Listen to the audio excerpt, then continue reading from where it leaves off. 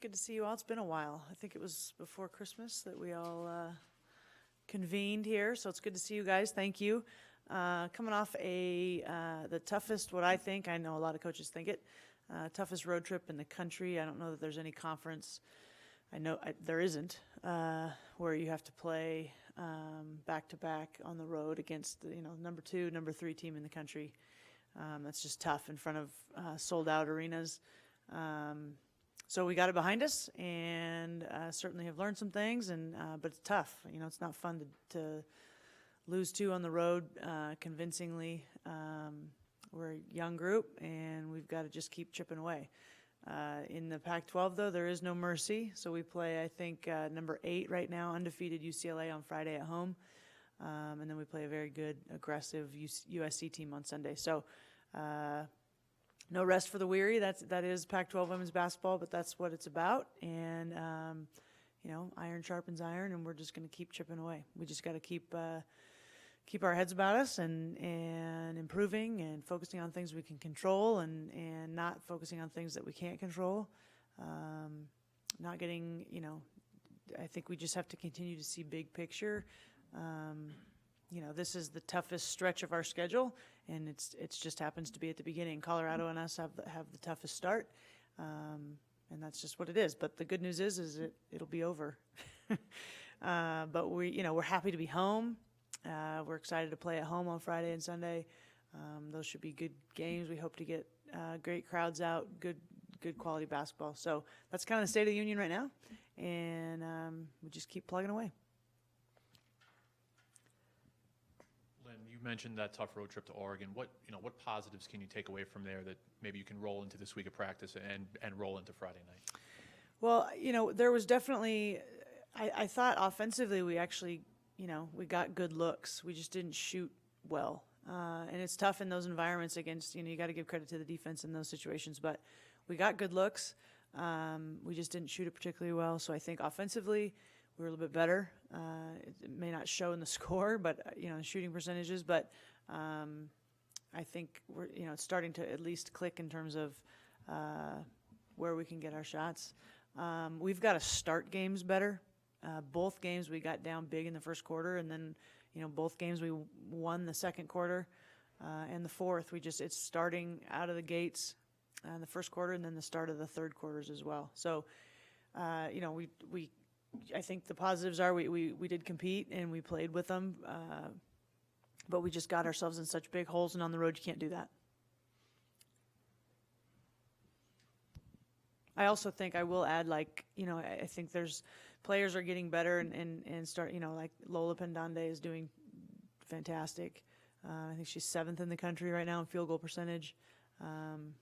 She's been really efficient and effective. Teams are keying on her, but she's not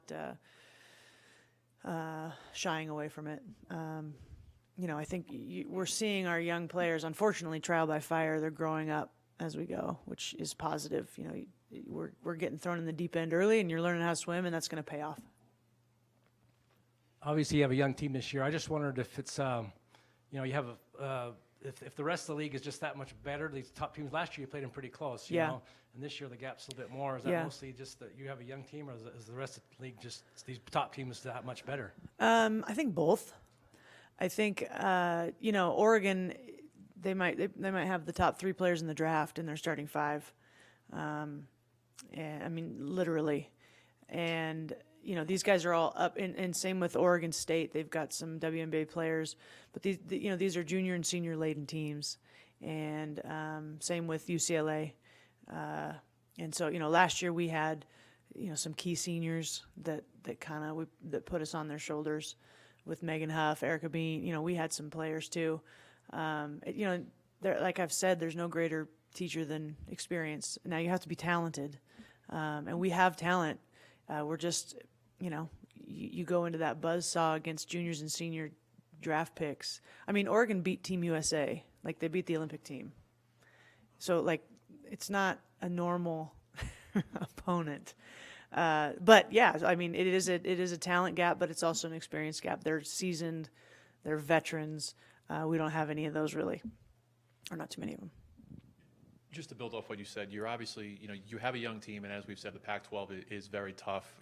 With so much inexperience, do you worry at all that, with the tough early schedule, if it keeps snowballing, that maybe it'll be that much tougher for the kids to Sure.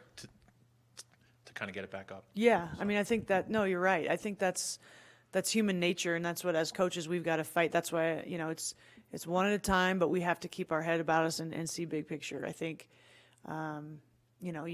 we can't control how the schedule came out, and so we can't complain about it in terms of the start. The silver lining is that it'll be behind us.